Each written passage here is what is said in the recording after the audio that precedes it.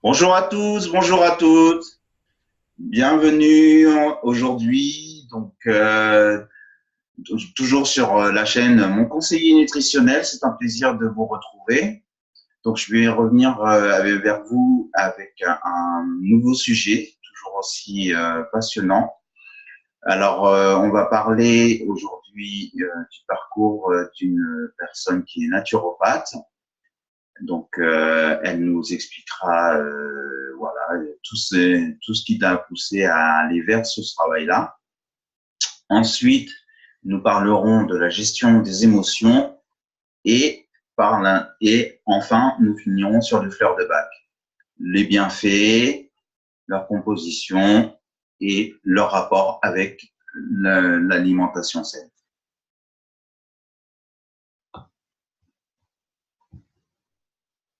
Donc bonjour, on se retrouve, c'est moi, c'est Jean-Marie. Donc voilà, je vous présente Madame Merel, qui est naturopathe à Vitré, donc à une trentaine de kilomètres de Rennes. Et donc Madame Merel, voilà, bonjour et bienvenue sur notre chaîne et notre projet comment s'alimenter, voilà, au XXIe siècle. Bonjour Jean-Marie, merci. Donc je me Alors, présente. alors, Madame Merel, du coup, vous souhaitiez insister un tout petit peu sur votre parcours avant d'être naturopathe. Voilà, il y a eu un petit déclenchement, quelque chose qui vous a poussé à devenir naturopathe. Oui, tout simplement, à la base, je suis professeur de PS, donc des études scientifiques, et des études qui m'ont permis aussi de travailler la psychologie, la sociologie avec les élèves. Un parcours de plus de 25 ans de professeur de PS dans un collège. Et des soucis de santé m'ont amené à découvrir la naturopathie. Quand nous avons des douleurs chroniques, on se rend compte que le corps, il n'accepte pas forcément les traitements chimiques et il m'a permis de découvrir qu'avec les plantes, on pouvait très bien se soigner. Donc j'ai découvert la naturopathie pour moi. Sur mes amis, je l'ai pratiqué et je me suis donc formée il y a de ça plus de 3 ans. Donc cette formation de naturopathie est très enrichissante, très complète et en lien avec tout ce que j'ai fait au niveau de mes élèves, à savoir que j'ai voulu comprendre leurs souffrances, leurs émotions. Et donc, je suis allée découvrir la naturopathie sur tous ces plans. Donc, ma formation de naturopathie, il y a plein, comme disait Madame Marino, plein de possibilités. Donc, moi, je suis à la base naturopathe, donc avec bien sûr formation d'alimentation, de phytothérapie, de gémothérapie. On pourra développer un petit peu tout ça si vous voulez. Et je suis aussi énergéticienne. Donc énergéticienne, c'est-à-dire que je travaille avec les énergies du corps. Donc je fais du Reiki, je suis formée au Reiki, au massage à Siyama, à Access Bars, qu'on a vu aussi dans d'autres conférences. Et je travaille actuellement avec aussi un nouvel appareil, le Mini Quantum, en résonance, c'est de la biorésonance. Et c'est un appareil qui peut permettre de détecter 40 pathologies, de voir les vitamines, les minéraux. Donc c'est un appareil très intéressant. Voilà, dans mon cursus, j'ai aussi fait de la psychogénéalogie, donc je travaille avec les arbres généalogiques des personnes, donc je cherche leurs causes, leurs problèmes, etc. Et puis je fais aussi du décodage biologique. J'essaie de comprendre les pathologies des gens, d'aller chercher pourquoi ils déclenchent telle et telle maladie. Et enfin, j'ai fait une formation de diététique en médecine chinoise. Vous voyez, c'est un parcours assez complet. Oui, Voilà. donc la médecine chinoise, de toute façon, je rassure l'auditoire, on va y revenir jeudi. On a un médecin chinois normalement qui doit nous faire l'honneur de sa présence. On aura la possibilité d'avoir la médecine occidentale et la médecine chinoise sur cette chaîne, donc c'est super. Moi, je fais plus de la diététique chinoise. Donc, pourquoi est-ce qu'on mange certains aliments, etc. Oui, de la diététique chinoise aussi. Hein. Je vais essayer aussi de trouver des diététiciens chinois, mais pour l'instant, pour l'instant, je n'ai pas trouvé encore de, de diététique chinois, mais médecin chinois, j'ai trouvé. Donc, c'est cool.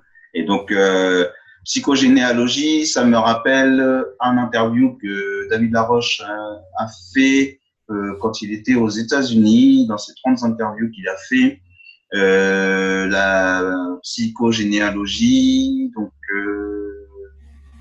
du coup, vous pouvez un petit peu en parler. Oui, je sors de formation, donc j'ai fini ma formation.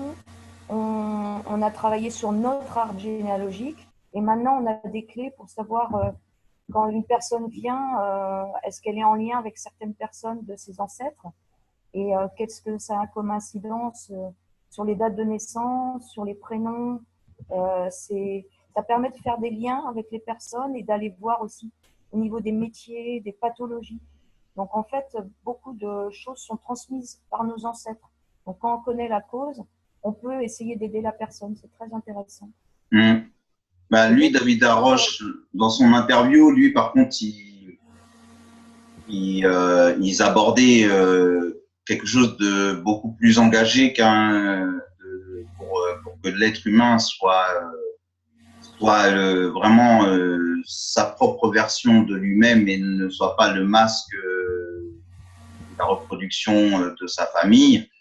Il proposait que justement la personne prenne conscience de sa généalogie et se débarrasse justement de tout ce poids justement familial et social, toutes les limites qui ont pu être lui être lui être données en fait. Est-ce que vous voyez ce que je veux dire? bien sûr, il est très important de connaître les liens, mais il faut aussi aller couper ces liens qui se transmettent de génération en génération. Donc, par exemple, on peut voir dans certaines familles qu'il y a des accidents qui se reproduisent toujours aux mêmes dates. On peut voir aussi qu'il y a des pathologies qui se reproduisent dans la même famille, il y a des rhumatismes, etc., etc.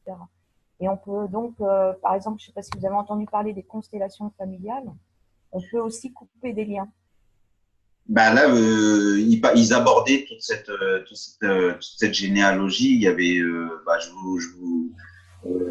l'auditoire, comme Madame Mérez, je vous incite à regarder cette très jolie interview que David Laroche a fait sa centaine d'interviews. D'ailleurs, c'est pas 30, mais une centaine d'interviews aux États-Unis. Et du coup, elle est accessible sur Internet et il parlait justement de cette psychogénéalogie, mais après, je ne me souviens plus du terme précis. Donc, c'est très, très intéressant. Et donc, l'Access Bar aussi, quand j'ai eu l'entretien avec la personne d'Access Bar, on a abordé ce détachement de toutes ces limites, de toutes ces croyances limitatives. Bien sûr, parce que dans les soins Access Bars, on fait des formules avec les dimensions et on va aller chercher ce qui a pu se passer au niveau des ancêtres et libérer. Donc, quand je pratique avec Access Bars, on aide la personne au niveau de sa tête et on permet d'avancer sur ce plan-là aussi. Tout ce qu'on fait en naturopathie, enfin, tous les outils que je me suis entourée me permettent d'avoir plus de richesse pour aider la personne. Donc, par exemple, elle peut prendre soin d'elle, mais en fait, on se rend compte qu'on peut essayer de l'aider, mais que des fois, ça ne lui appartient pas et c'est à des personnes, des ancêtres au-dessus d'elle. Donc, si on ne libère pas ça, la personne est toujours en soin toute sa vie. Donc, il faut aller chercher la cause. C'est ça le principe de la naturopathie. Et après, d'utiliser les bons outils pour la libérer. Non, Voilà mon rôle. c'est vraiment bien. Et donc, du coup, là, le fait d'être passé de professeur EPS à professeur plus l'option naturopathe, plus les formations, comment vous voyez la vie maintenant au jour d'aujourd'hui? Parce que c'est tout à fait, vous êtes au 21e siècle, branchez carrément au 21e siècle. Vous avez plusieurs casquettes, vous vous êtes formé. Il y a des gens qui n'ont pas fait cette démarche et qui sont restés sur leur premier boulot. Comment vous vous sentez là actuellement avec C'est encore plus intéressant, je dirais. J'ai gagné en richesse, en culture, évidemment. Mais en plus, je me sens beaucoup plus épanouie parce que c'est très complémentaire. Donc, c'est intéressant. et je peux travailler du bébé, de la femme enceinte, jusqu'à l'adulte, des patients qui ont plus de 90 ans. Donc ça me donne une variété parce que j'adore les jeunes, mais là je travaille avec tout âge, donc c'est encore plus complémentaire. Et pour ma vie personnelle, je m'épanouis parce qu'évidemment, en allant en formation, en rencontrant d'autres thérapeutes, en faisant des conférences, en ce moment, j'organise un salon à côté de Vitré. Là. Tous les ans, j'ai envie de reproduire ce salon pour permettre aux gens de découvrir plein de thérapies, notamment la naturopathie, évidemment, de faire des conférences parce que les gens ont entendu parler, mais ne connaissent pas vraiment en détail ce que c'est. Donc, le dernier salon qui a eu lieu au mois de février a permis à beaucoup de personnes d'assister aux conférences et de venir en soins après pour tester une séance. En tout cas, c'est vraiment bien parce que on a affaire à une personne qui effectue deux professions en même temps et c'est très courageux et franchement, bon, malheureusement, effectivement, le contexte social va faire qu'on aura de plus en plus de personnes qui vont être dans ce cheminement-là, mais tant que ça reste dans l'épanouissement personnel, en tout cas, c'est super. Et donc, bah, du coup, comment dire, au niveau de votre parcours, bah, on a bien compris que voilà, vous êtes beaucoup plus épanoui. Vous vouliez aborder le sujet de la gestion des émotions. Qu'est-ce que vous avez lu vous avez lu des livres qui vous ont donné envie d'aller vers cette particularité plus que l'alimentation ou Alors non, parce que naturopathe, on travaille toujours sur l'alimentation. D'accord. C'est la base de la base, à savoir que quand mes patients ils viennent, euh, il faut regarder et donner quelques conseils. En tant que naturopathe, je fais avant tout de la prévention. Donc, si on veut que la personne aille bien, il faut lui donner des bases alimentaires. Donc, on ne va pas tout lui changer parce qu'on va faire le lien tout à l'heure de l'alimentation. En fait, c'est très affectif, c'est très émotif. Ça peut être très difficile pour la personne au niveau émotionnel de changer quelque chose. Donc, on lui donne des conseils, mais elle ne changera que lorsqu'elle sera prête à évoluer. Donc, on ne peut pas changer toute l'alimentation en une seule fois. Donc, on y va doucement. Ça dépend de la pathologie de la personne. Si c'est des douleurs articulaires, par exemple, on va lui donner une alimentation un petit peu anti-inflammatoire. Et on va donner 1, 2, 3 conseils maximum. Et on va aller voir si la personne est prête à les faire évoluer, à faire changer son alimentation. Mais tout ça, tout en douceur. D'accord. Et donc, du coup, vous avez un cabinet, vous, du coup Oui, je reçois à la maison dans mon cabinet. D'accord. Et D'accord. oui, je prends le temps. Je sais qu'une séance de naturopathie, c'est entre 1h30 et 2 heures minimum. Parce D'accord. que justement, c'est très complet. C'est l'avantage de cette thérapie-là. C'est qu'on écoute les personnes, on leur donne des conseils, on fait de la prévention et aussi on peut soigner. Mais c'est seulement la personne qui va se guérir si elle est prête. Évidemment, les conseils, si elle ne les met pas en application, des fois, il faut du temps. Ouais. C'est, bah, ça, par contre, ouais, vous avez, vous avez remarqué quoi, par exemple, comme blocage qui reviennent assez fréquemment et que maintenant, aujourd'hui, vous arrivez avec l'Access Bar, avec la psychogénéalogie, à débloquer que vous n'arriviez pas avant à débloquer. Alors, on se rend compte actuellement, je reçois de plus en plus de patients qui sont anxieux, dépressifs. Les gens sont très stressés par leur travail, des burn-out, etc. On a une société qui met une pression, même à l'école, les jeunes sont sous pression. Je le vois de plus en plus avec mon expérience. Et en fait, je sais déjà que les gens, ils peuvent se détendre. Donc, Access Bar ça permet de retrouver la joie, de se libérer de cette pression qu'il y a sans arrêt. En fait, il faut alléger les gens. Peu importe le moyen, mais il faut vraiment les écouter parce qu'il n'y a pas beaucoup d'endroits où on peut être écouté avec une écoute attentive, leur donner du temps, leur permettre d'exprimer ce qui ne va pas. Donc déjà, de les écouter, mais je vois bien avec mes jeunes ou mes patients, déjà, ça fait beaucoup de choses d'écouter les personnes. Et ensuite, eh ben, après, on voit ensemble ce qui est le mieux pour eux. Donc, on décide ensemble. C'est ça la naturopathie, on n'impose rien, on leur donne des possibilités de se soigner. D'accord. Et donc là, dans la gestion des émotions, vous aviez des émotions que vous vouliez nous partager. Bien sûr, bien sûr. Allez-y, vous pouvez nous partager différents cas, différentes situations. Comme ça va nous parler un peu plus. Bien sûr. Les jeunes, par exemple, on se rend compte qu'ils sont quand même relativement facilement en colère, mais on les bride sur leur colère. On se rend compte que, par exemple, un jeune qui est énervé, on va lui dire tu te tais. Par exemple, le milieu scolaire ne leur permet pas d'exprimer leurs émotions. C'est normal. Ils sont en classe, ils sont nombreux, etc. Donc, on voit, je sens qu'à l'intérieur, avec l'expérience, nos jeunes, ils sont très stressés et ils renferment leurs émotions. Mhm. Donc, en fait, quand ils sortent leurs émotions, ils explosent, ces jeunes.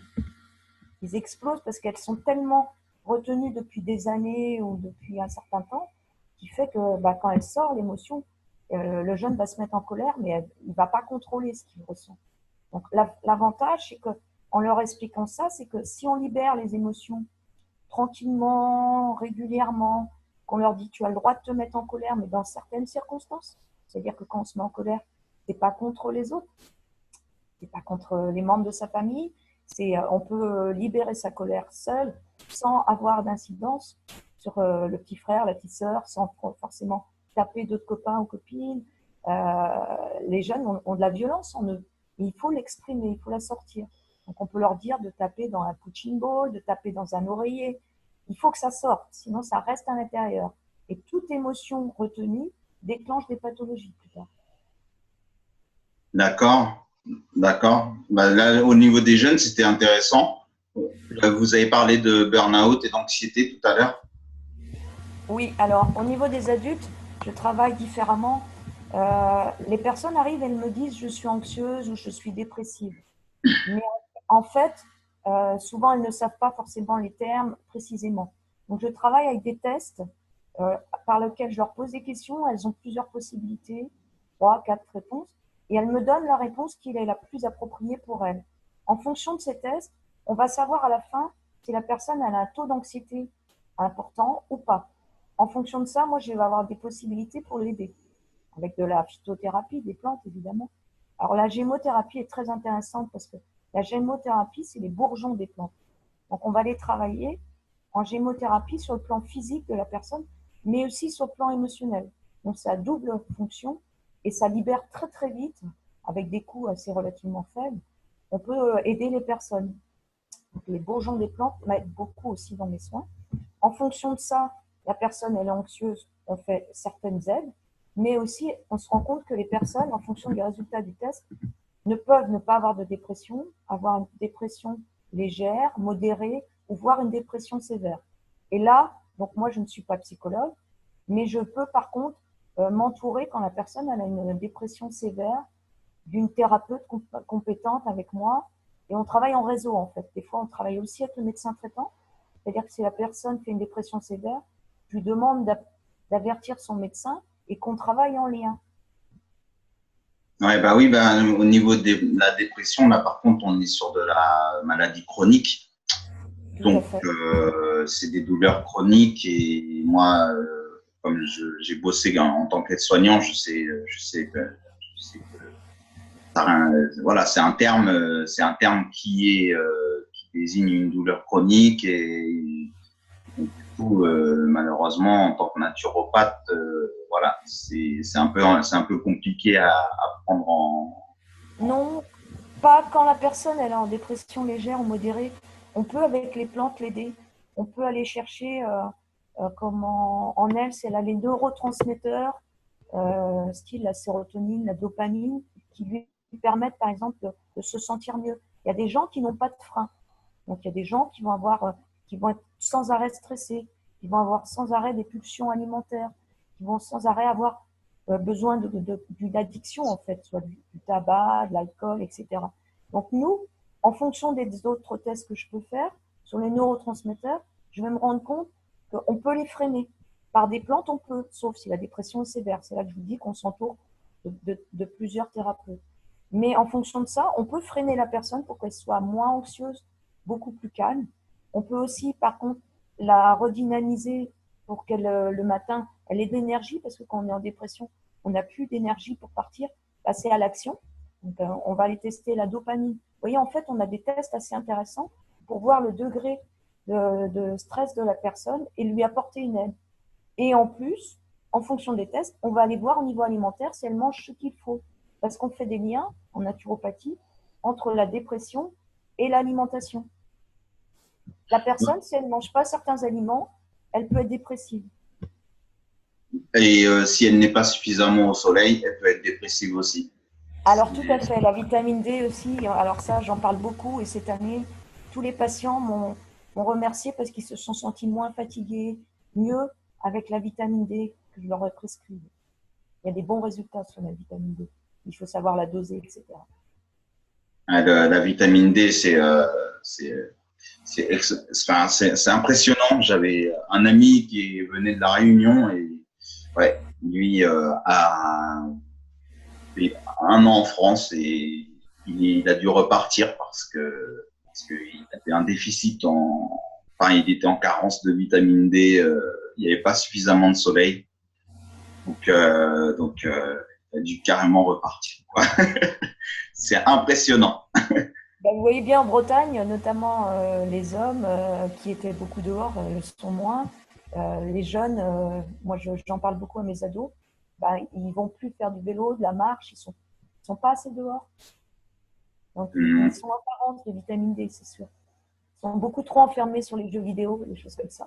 Ah oui, bah là par contre, effectivement, là, c'est très intéressant ce que vous dites là. Par contre, le fait de Mais il pas faut être, de l'expliquer. pas faire beaucoup de sport et le fait de passer son temps devant un écran de télé, c'est pas forcément la même chose. Parce qu'on peut ne pas faire du sport, mais être dynamique sur d'autres choses, lire, mettre en place des projets, tout ça. Mais par contre, passer son temps devant un écran figé et voilà, des jeux vidéo, voilà, ça active, on parlait tout à l'heure de neurotransmetteurs. Voilà.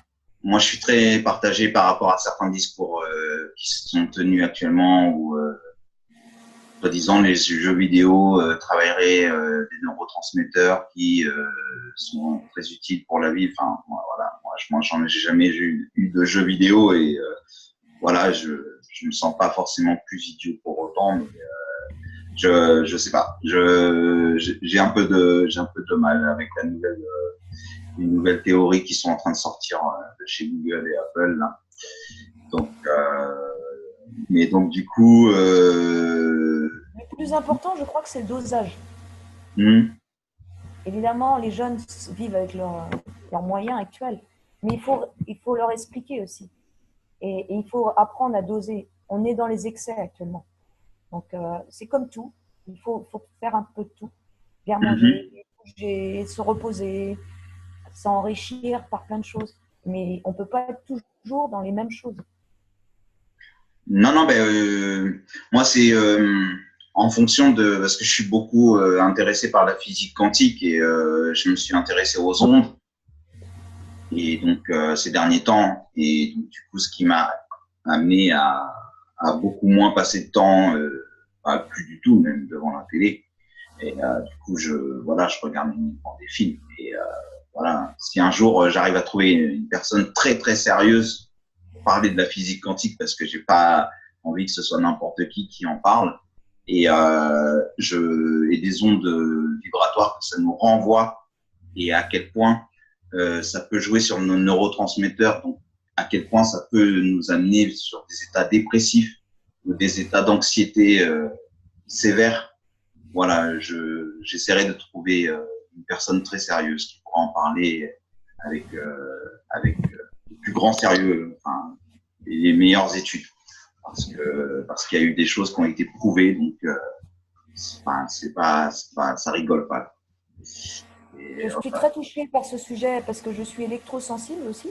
Donc, mon ordinateur n'est pas avec la Wi-Fi. Je fais attention aux ondes parce qu'on se rend compte que être hypersensible, c'est très bien. C'est pas une faiblesse. On n'est pas fragile, mais on est sensible à tout ce qui se passe dans l'environnement. Et plus on limite les ondes, dans mon cas, mieux c'est pour moi. Donc, je suis sensible aussi à ça. Allô? Ouais, je suis là, je suis là. Je Ah, suis là, je suis là. Je vous écoutais finir. Je vous écoutais finir. Comme la caméra, en fonction de qui parle, c'est pour ça, en fait. Si je vous coupe, en fait, la caméra se coupe aussi. Donc, du coup, bah, c'est très bien. Et donc, au niveau des personnes âgées, qu'est-ce que vous avez remarqué? alors, bah, actuellement, on a des personnes âgées aussi qui ont des deuils à faire. On a des femmes qui se retrouvent seules ou des hommes. Et je gère aussi, elles se croient dépressives, mais en fait, elles ont simplement, ce qui est difficile, hein, c'est pas simple à faire, mais elles ont un deuil à faire. Et donc, par exemple, on va venir sur le sujet qui m'importe aujourd'hui, c'est-à-dire la gestion des émotions et la gestion du deuil en fait partie. Donc, quand on fait un deuil, on n'est pas forcément dépressif. Donc, on va pouvoir aider la personne avec les fleurs de bac notamment. Voilà. Donc, on peut gérer tous les chocs émotionnels, physiques, qui peuvent avoir bloqué la personne. D'accord? Donc, une Mhm. personne qui a un deuil à faire, on va l'aider à, il faut l'écouter évidemment, on va lui redonner une série de fleurs de bac, notamment la fleur de bac pour gérer le deuil, et la personne va recommencer à avoir envie de sortir, de revoir d'autres personnes. Il faut du temps pour faire un deuil. Il faut par exemple, on dit en moyenne 3 années, ça dépend de la souffrance, de l'âge de la personne qui est décédée. Ce sont des moyennes, on passe par différentes phases. Mais en fait, l'avantage, c'est qu'en travaillant sur nos émotions, on va aider la personne et bien sûr, elle n'oubliera pas celle qui est décédée, mais elle va se sentir quand même mieux et traverser cette période va être moins difficile en l'aidant avec des fleurs de bac. D'accord, d'accord, d'accord. Vous voulez aborder le sujet des fleurs de bac maintenant ou vous voulez encore parler un petit peu de la gestion des Non, émotions? je veux bien parler des fleurs de bac. De toute façon, les deux sont liés. D'accord. Notamment, on a parlé de la colère des jeunes, on parle du deuil des anciens. On se rend compte aussi qu'on a beaucoup de personnes qui ont des peurs. Bah, on a de toute façon au niveau des émotions, donc on a la colère, la peur, l'angoisse, l'anxiété, l'épiphanie quand on découvre quelque chose pour la première fois. Après, il y a effectivement la terreur, je crois. Ça fait partie des émotions aussi. La joie. Et voilà. Bon bah moi après, j'ai pas toute la liste des émotions, mais effectivement, voilà. Si vous en avez, Bien sûr, on va en parler. Donc, mon parcours avec la gestion des émotions, en fait, les fleurs de Bach, c'est un médecin, hein, docteur Bach, qui s'est rendu compte que les fleurs, étant mises au soleil, pouvaient à libérer des émotions. Donc, lui, il a découvert 38 fleurs de Bach. Donc, ces fleurs de Bach-là, sont les bases essentielles, plus le rescue. Je ne sais pas si vous avez entendu parler du rescue. En fait, je vais le pouvoir vous rescue, non, non, non, je découvre l'univers des fleurs de bac avec très vous. bien, très intéressant comme ça. Donc, en fait, la personne, je vais vous détailler une séance de fleurs de bac et je vais vous donner des exemples comme ça va être plus simple. La personne, quand elle vient, donc après avoir fait le test des anxiétés, de la dépression, etc., on va aller voir si elle a besoin de libérer certaines émotions. Donc, je vais déjà, quand je fais une anamnèse, que je fais connaissance avec la personne, je vais déjà entendre certaines choses d'elle. Par exemple, la personne qui est très dure avec elle-même. On se rend compte qu'il y a des gens qui sont très exigeants avec eux-mêmes. Donc, ils sont en souffrance parce qu'ils se mettent la barre très, très haute. Ils veulent limite être perfectionnistes. Et ils sont à fond partout. Donc, moi, je l'ai été un peu dynamique, mais on court un peu partout et on peut s'épuiser aussi. Mais il ne faut pas être trop exigeant avec soi. On a aussi le droit d'être plus souple avec soi-même. Et qu'est-ce qu'on se rend compte? C'est quand la personne, elle est comme ça, plus elle est dure avec elle-même, plus son corps va devenir dur. Donc vous voyez, moi je fais des liens entre ces souffrances, ces douleurs chroniques et ces émotions. Oui, oui, oui, je vois, je Voilà. vois, je vois. Donc ça, Mhm. c'est un exemple précis. Donc si j'écoute la personne et que je sens qu'elle se met la barre trop haute, qu'elle est trop exigeante avec elle, aussitôt, réflexe dans ma tête, fleur de bac, laquelle, et je marque de côté. Voilà, c'est un exemple. D'accord. Et donc, vous travaillez avec quel type de fleurs? Alors, je travaille essentiellement avec les 38 fleurs de bac d'origine, qu'on appelle du docteur Bach. Après, il y a plein d'élixirs floraux, il y en a plein, plein, plein, mais je trouve qu'avec déjà les 38, on peut énormément travailler. C'est déjà très, très riche. Est-ce que vous pourriez nous en donner deux ou trois comme ça des... Bien sûr, Ouais. je vais prendre l'exemple des peurs. On a parlé tout à l'heure qu'il y avait des peurs. Une personne qui a des peurs, elle peut aller acheter un complexe. On en trouve partout maintenant dans les magasins. Un complexe qui va être marqué peur. Sauf que, par exemple, j'ai eu des gens qui m'ont dit les fleurs de bac, ça marche pas. Je dis, c'est pas que ça marche pas, c'est que c'est pas assez individualisé. Ce qu'il faut, c'est aller chercher les peurs que vous avez réellement. Donc, si on prend les peurs, il y en a 5 différentes. D'accord? Mhm. On peut avoir des petites peurs, donc peur des araignées, peur, qui peuvent nous empêcher d'être bien à un certain moment, par exemple. On peut avoir des grosses peurs. J'ai des gens qui ont des phobies. Ils ne peuvent pas prendre l'avion, ils sont bloqués pour aller au travail. On appelle nous des grosses peurs, limite terreur, panique, quoi. Voilà. On a aussi des peurs pour les autres. On se rend compte qu'actuellement, il y a des gens qui sont sans arrêt en stress. Ils ont peur pour leurs enfants, peur pour leurs parents. Mais en fait, ils pensent plus à eux. Ils pensent toujours aux autres et ils sont toujours dans l'inquiétude. Est-ce que la personne est bien arrivée, etc., etc. Ce qui fait que ça crée une tension à l'intérieur d'eux, en permanence. Donc ça c'est la peur. Projection négative. Ah bah oui, parce que du coup, peur pour les autres, ça peut être intéressant, c'est logique. Une maman a toujours une certaine appréhension pour ses enfants. Ils ont envie, la maman a envie que l'enfant réussisse, etc. Mais pas au point de se faire des tensions à l'intérieur de son corps. Donc des fois, on peut libérer la personne. Ce que nous, on appelle des fois les mamans poules, les mamans à excès, qui sont sans arrêt en train de vivre à travers leurs enfants et qui pensent plus à elles, qui s'oublient aussi. D'accord. C'est Voilà. intéressant. C'est intéressant, mais c'est vrai que bah il y a cet exemple de maman. Ouais, mais je vois surtout oui, effectivement les gens qui ne peuvent pas être optimistes en fait, qui n'arrivent pas. Ben oui, c'est la gestion des émotions négatives. Donc si je continue sur les peurs, il y a aussi la peur pour les ados de péter un câble, comme on dit chez nous. C'est leur langage. Je vais péter un câble, c'est-à-dire ce qu'on disait tout à l'heure, ils sentent qu'ils vont exploser. Il faut leur donner des techniques pour aller crier. Certains vont écrire, d'autres vont pouvoir dessiner. L'art-thérapie est très intéressante. Je travaille en lien avec l'art-thérapie aussi. Et en fait, il reste une dernière émotion. Ce sont des peurs, mais elles sont cachées. On ne sait pas, c'est inconscient. Je ne sais pas de quoi j'ai peur, par exemple. Et ça peut créer chez nos jeunes des cauchemars la nuit. Ils se réveillent. Certaines fois, ils vont dire j'ai peur du monstre quand ils sont petits. Mais des fois, ils se sont réveillés, ils ne savent pas pourquoi. Donc, vous voyez la richesse. Pour les peurs, il peut y avoir 5 fleurs différentes. Mhm. Donc, je ne vais jamais donner la même fleur selon la personne. D'accord. Mais Voilà. par contre, du coup, moi, c'est vrai que je suis pas du tout dans les fleurs de bac. Je sais pas du tout en fait de quoi vous parlez quand vous parlez de complexe en fait. C'est Voilà. c'est quoi en fait? C'est Donc, le docteur Bach, il a pris chaque fleur égale une émotion, 38 fleurs de Bach. À l'intérieur de chaque flacon, c'est juste de l'eau, un peu d'alcool pour faire un conservateur. Et il a mis une fleur. Donc, par exemple, on peut prendre la fleur Mimulus, la fleur rock rose. Il y a différentes fleurs, il y en a 38 différentes. d'accord. Et quand la personne va prendre cette fleur-là, elle va, par exemple, diminuer sa peur. Et évidemment, les gens se sont rendus compte il pouvait y avoir possibilité de faire des synergies et d'associer différentes fleurs. Donc moi, je travaille avec des synergies, mais je vais mettre différentes fleurs différentes. C'est-à-dire, je vais mettre une fleur qui va par exemple aider pour les peurs, une autre pour la colère, une autre pour la confiance en soi, etc., etc. Et je vais faire un mélange, ce qu'on appelle une synergie, individualisée par rapport à mon patient. À l'inverse de quand ils vont acheter un complexe, où ça va être complexe que sur les peurs, ou complexe que sur la confiance en soi, etc. Et là, ça ne va pas être individualisé.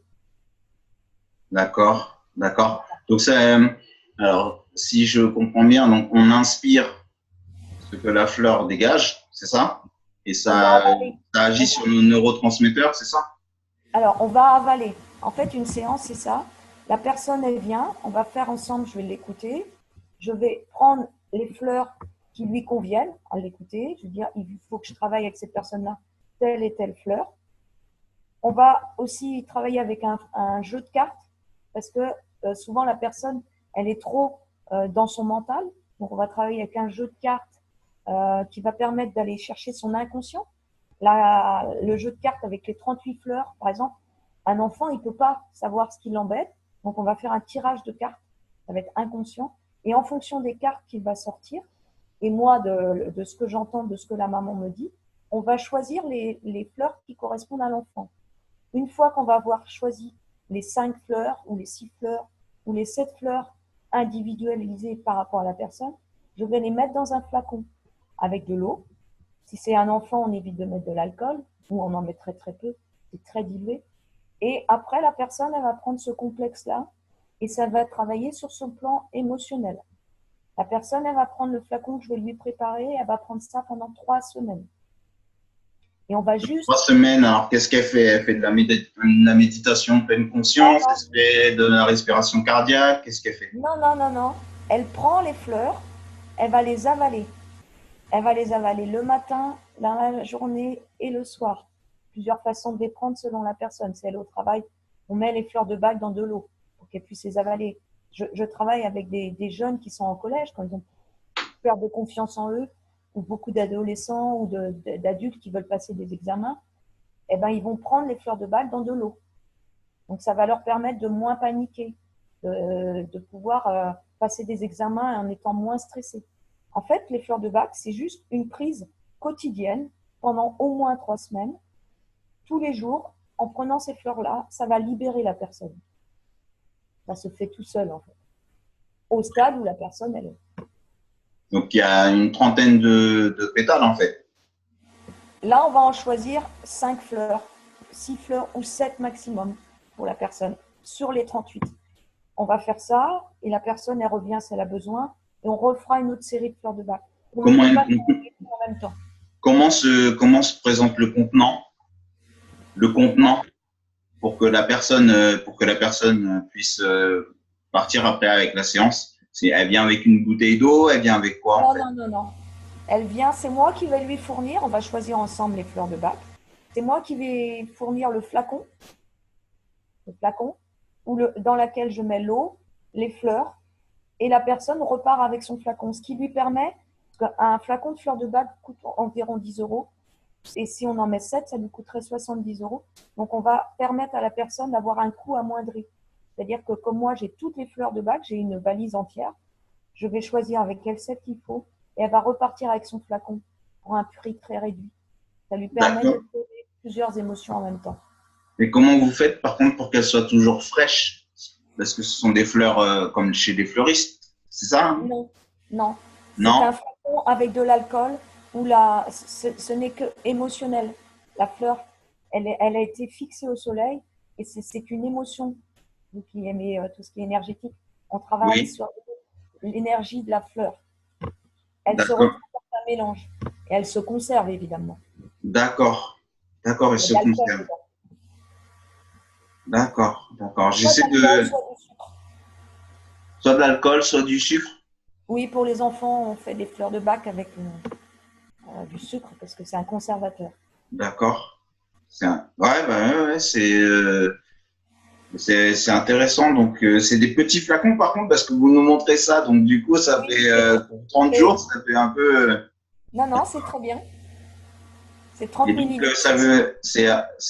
Donc la personne, c'est une goutte quoi. Dès qu'elle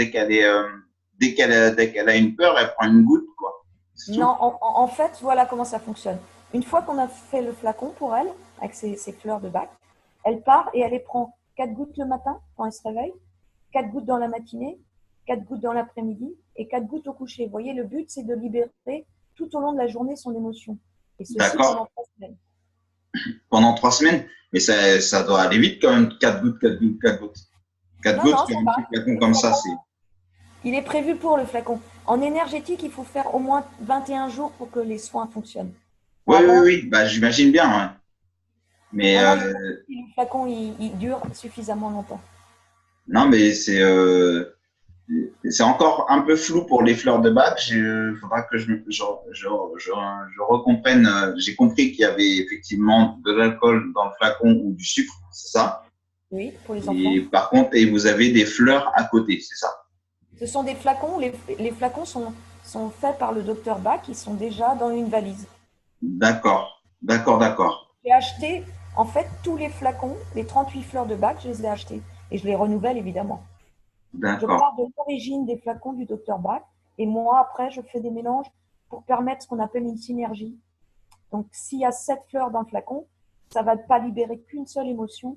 Ça va en Oui, libérer plusieurs et ça va être beaucoup plus puissant. d'accord. Mais vos fleurs, en fait, elles sont déjà en liquide, vous.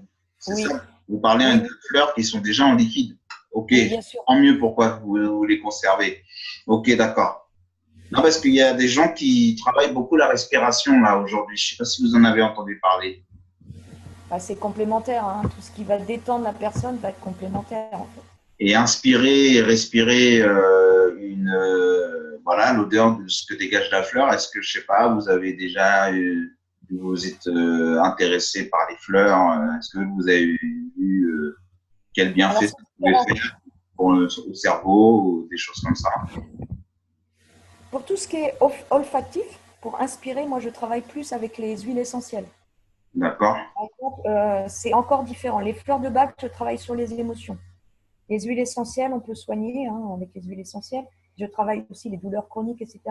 Et on peut détendre, vu que le sujet c'est de détendre les personnes, on peut détendre les personnes avec par exemple de la lavande. Plusieurs façons de prendre les huiles essentielles. On peut l'appliquer sur le corps, mais aussi, ce qui est très intéressant, c'est de respirer l'huile essentielle au niveau de son nez, de mettre sur sa bouche et d'inspirer les huiles essentielles. Et là, on va aller libérer des choses. Là, par exemple, la lavande va apaiser la personne. En fait, c'est complètement différent des fleurs de bac. C'est complémentaire, c'est différent. Mhm. Non, mais là, on parlait, ouais, effectivement, de l'olfactif et je voulais savoir si vous aviez eu, si vous aviez eu quelques connaissances sur, voilà, le côté olfactif et le côté, Oui, sur les fleurs de bac, je travaille avec l'olfactif, c'est bien. Sur les comment, les huiles essentielles avec l'olfactif, sur les fleurs de bac, on l'ingère en fait. On d'accord. ingère les fleurs de bac. Donc, je voulais vous parler aussi du rescue. Le rescue, c'est un Allez-y, remède hein. d'urgence. Oui, le rescue, c'est un remède d'urgence. C'est un mélange qui est fait par le docteur Bach où il y a 5 fleurs dedans. Et c'est un complexe qu'on va avoir sur soi. On parlait des mamans qui sont anxieuses et elles peuvent avoir ce complexe dans leur sac à main, par exemple. Et quand il arrive à un choc émotionnel, elles arrivent sur un accident ou elles apprennent une mauvaise nouvelle. Vous savez, on donne l'arnica aux sportifs quand ils se blessent. Vous connaissez Oui, je connais bien l'arnica. J'ai fait de la Voilà. boxe, donc je connais très bien, très très bien. L'arnica est un remède d'urgence quand la personne a mal. Eh ben, le rescue est un remède d'urgence pour gérer l'émotion d'une personne. D'accord, Voilà. d'accord, Et le d'accord. rescue, donc on va le prendre 3 jours.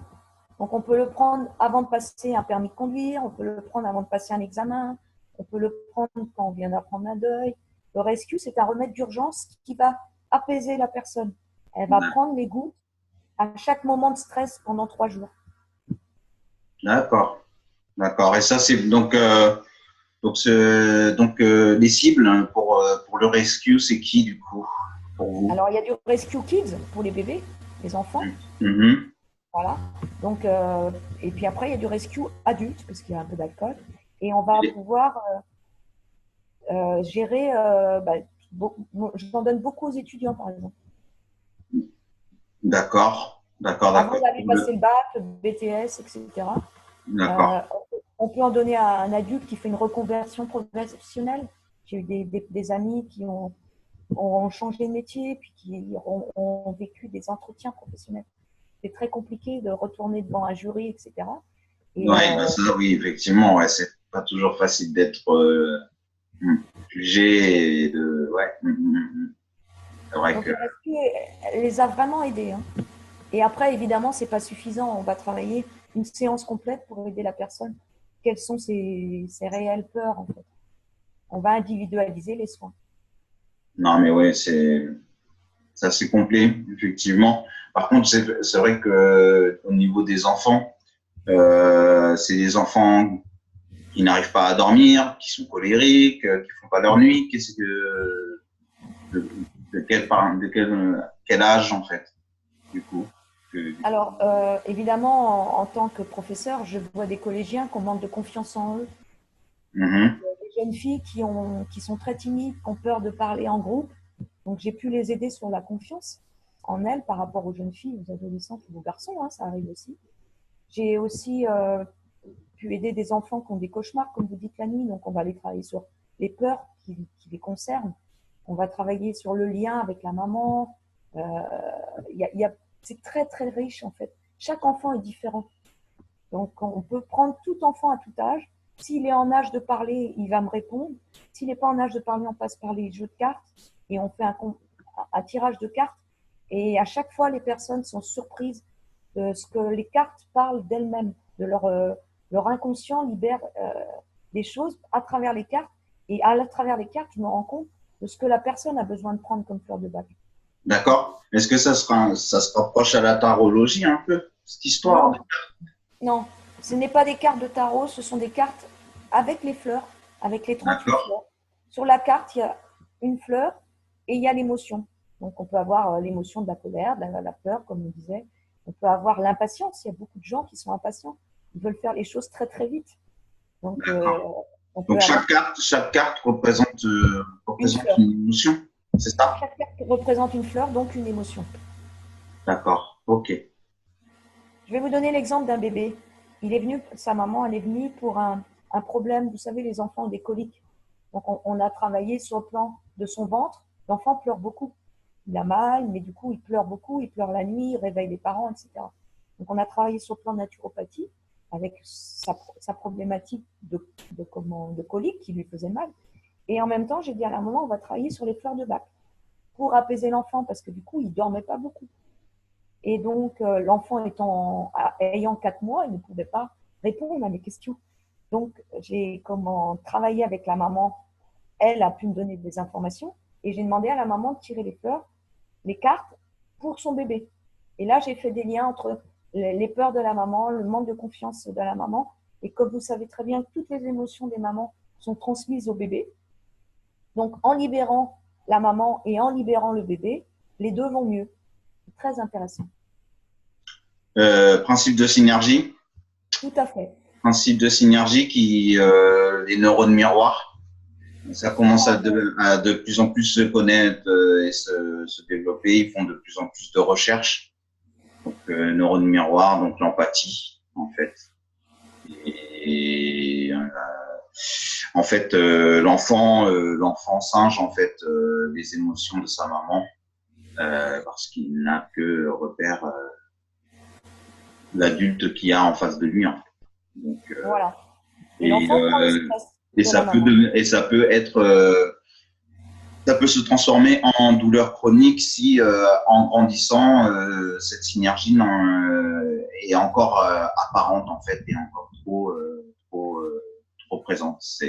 Voilà, c'est arrivé. C'est des cas rares, mais c'est arrivé. Ou les neurones miroirs, il faut savoir qu'on peut le travailler, on peut travailler son empathie. Il y a des cours maintenant, vous qui êtes professeur, vous savez justement qu'il va y avoir bientôt des cours d'empathie. Parce que voilà, il y a des gens qui ont plus ou moins cette intelligence développée. Et donc, du coup, l'empathie, c'est la capacité de ressentir ce que l'autre ressent et ce dont il a besoin. Donc effectivement, un enfant, s'il n'a que repère sa maman et qu'effectivement il est angoissé parce que sa maman l'est, donc du coup je comprends mieux cette histoire. Mais Donc, c'est vrai que du petit bout de chou de 4 mois, il pleurait, les fleurs de bac mises dans sa main et l'ont apaisé aussitôt. Et 10 jours après, la maman m'a dit que les fleurs de bac lui avaient déjà permis de récupérer le sommeil. Donc ça va assez vite en fait. C'est une thérapie rapide. Si elle est bien ciblée, si on a bien identifié les problématiques des émotions de la personne. et puis la mécanique aussi, du coup, parce que comprendre que l'enfant fonctionne en neurones miroirs, faut déjà le savoir en fait. Oui, mais comme vous dites, on est empathique. Et moi, avec mon métier, mon expérience, fait aussi, je ressens ce que les gens ont besoin. Et je Mais travaille. c'est tout nouveau, ça. C'est tout nouveau, cette histoire de neurones miroirs. C'est parce que il y a eu beaucoup de recherches au niveau de la, il y a eu beaucoup de gens qui se sont battus au niveau de la programmation neurolinguistique. Il y a Richard Bandler, le père de la PNL, voilà. Mais au début, c'était très peu connu cette histoire. Et moi, enfin, moi, je suis passionné de PNL, donc du coup, ça me parle énormément le neurone miroir, mais j'en entendais pas beaucoup parler il y a 15 ans. Mais nous sommes dans une période très riche, très intéressante, très forte en énergie, beaucoup, beaucoup de connaissances. Je pense qu'actuellement, chaque personne qui a envie peut se faire aider. Évidemment, comme je le disais tout à l'heure, c'est la personne qui se guérit. Mais avec tous les soins qu'on peut lui apporter, je dis à chaque personne, venez vous faire aider dans le sens où c'est dommage des fois de rester avec des blocages depuis des années. J'ai eu des jeunes qui n'avaient pas fait leur deuil de leur maman quand ils étaient jeunes. Et en fait, ils sont jamais. Il y a des gens qui ne sont jamais dans la joie, qui ne respirent pas bien, qui ne vivent pas bien. Tout ça parce que ce sont des émotions bloquées depuis des années. Et en prenant des fleurs de bac, j'ai eu des résultats très positifs. Des gens qui m'ont rappelé m'ont dit ben, je me sens mieux. Et en fait, ce qui fonctionne, c'est le bouche à oreille. C'est-à-dire que c'est les gens qui parlent de cette technique-là et qui me renvoient du monde, en fait. Mhm. Ben, ouais, ben, c'est bien si vous commencez à avoir un réseau qui se fait autour des fleurs de bac. En tout cas, ce qui est à souhaiter. Franchement, vraiment, en tout cas, voilà. Ben, merci pour nous avoir présenté des fleurs de bac parce que c'est vrai que j'en ai un. Je voyais ça apparaître, mais je ne connaissais pas du tout et vraiment, vraiment un plus en fait. Donc, comme l'Access Bar, comme le Reiki, ben voilà, c'est une, donc c'est une formation au niveau des fleurs de bac. Vous avez une formation. Disons que moi, dans ma formation de naturopathie, elle était très riche. J'avais 10 modules différents. Donc, en plus de l'alimentation, des plantes, etc., des huiles essentielles, j'avais les fleurs de bac. Et c'est un sujet, puisque ma formatrice était psychologue, c'est un sujet qui m'a vraiment passionnée. Et donc, du coup, je l'enrichis encore plus. Mais je travaille avec les 10 comment, formations que j'ai eues dans ma formation de naturopathie. Elle est Oui, très complète, très riche.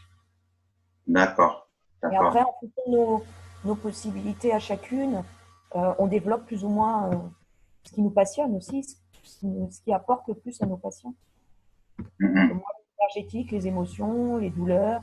Je suis spécialiste aussi de la gestion des douleurs chroniques, des maladies rhumatismales. Je travaille beaucoup sur la fibromyalgie, sur la spondylarthrite. Je peux aider les gens sur le régime sans gluten, sans lactose. Vous voyez, j'ai une formation très riche et en fait, je ne m'ennuie pas dans ce métier-là parce qu'on peut travailler à chaque fois différemment. D'accord. Ben, j'en profite pour donc nous allons avoir le le témoignage pour la suite de l'Ayurveda. Malheureusement, nous n'avons pas pu avoir Monsieur Mittal hier parce qu'il intervenait sur Paris. Donc, on va essayer de trouver un créneau sur la fibromyalgie. Par contre, Mme Merel va pouvoir peut-être nous introduire éventuellement le temps que Monsieur Mittal intervienne sur l'Ayurveda et sa partie. En fait, la fibromyalgie, en fait, parce que lui, il est concerné directement par ce sujet.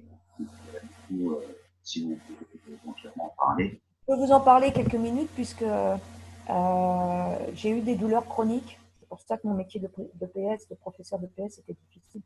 La fibromyalgie, on a mal partout. On ne sait pas ce qui nous arrive. On, on est fatigué, mais les douleurs sont dans tout le corps, elles se déplacent. Et moi, quand j'ai été détectée donc, en fibromyalgie, en 2005, on n'en parlait pas de la fibromyalgie, très peu du moins.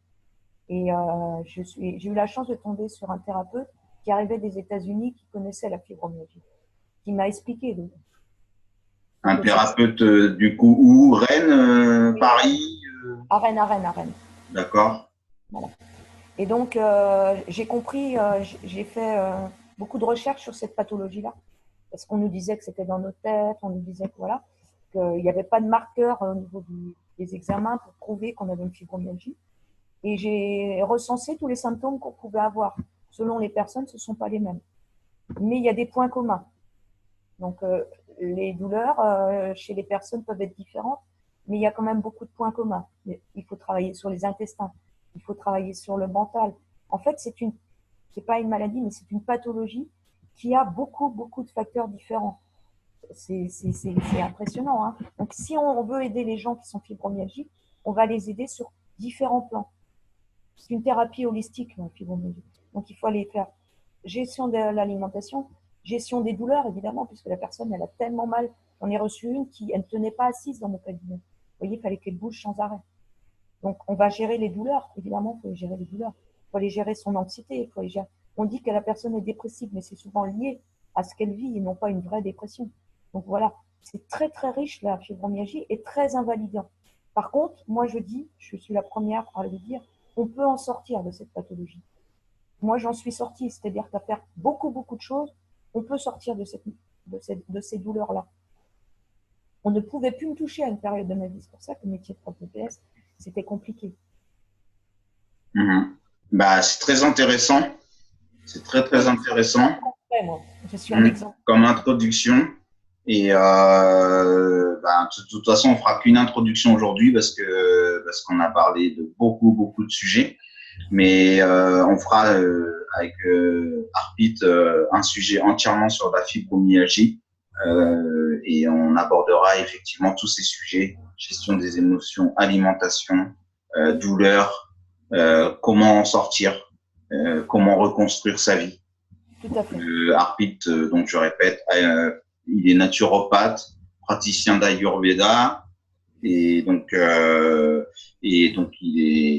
s'occupe de séances de yoga, et donc voilà, on aura donc la suite de notre semaine qui était consacrée à l'Ayurveda, mais ça a été un petit peu décalé. Mais en tout cas, c'était très enrichissant de pouvoir recevoir Madame Merel sur les fleurs de Bach. C'est vraiment merci. Merci. Et puis, merci pour cette petite introduction sur la fibromyalgie. Donc, si nous voulons vous revoir, Madame Merel, suite à cette interview. Donc, oui, j'ai un site Naturozen 7, le chiffre 7.gindo.com. D'accord. Sur mon site, on retrouve toutes les formations que j'ai faites, tout ce que je peux apporter aux gens. J'ai une page Facebook, Naturozen 7, Sylvie Merel, à mon nom, une page Facebook où je mets beaucoup d'informations. J'ai mis dernièrement l'appareil justement de physique quantique qui permet de détecter beaucoup de choses. Et puis, j'ai un mail où je travaille avec mes patients, où je leur envoie des tableaux sur Naturozen 7. Donc, en tapant Sylvie Merel, naturopathe à Vitry, on me trouve aussi. En tout cas, voilà, merci Madame Merel. Merci. Donc, comme d'habitude, pour vous, c'est toujours le même passage à l'action. Jean-Marie Le Riche-Lalouse, vous m'écrivez. Le sujet vous a plu, vous voulez aborder des nouveaux sujets toujours plus enrichissants, toujours qui partent dans l'originalité, mais qui sont toujours liés au bien-être et à l'alimentation. Voilà, moi, je vous apporte un maximum de contenu.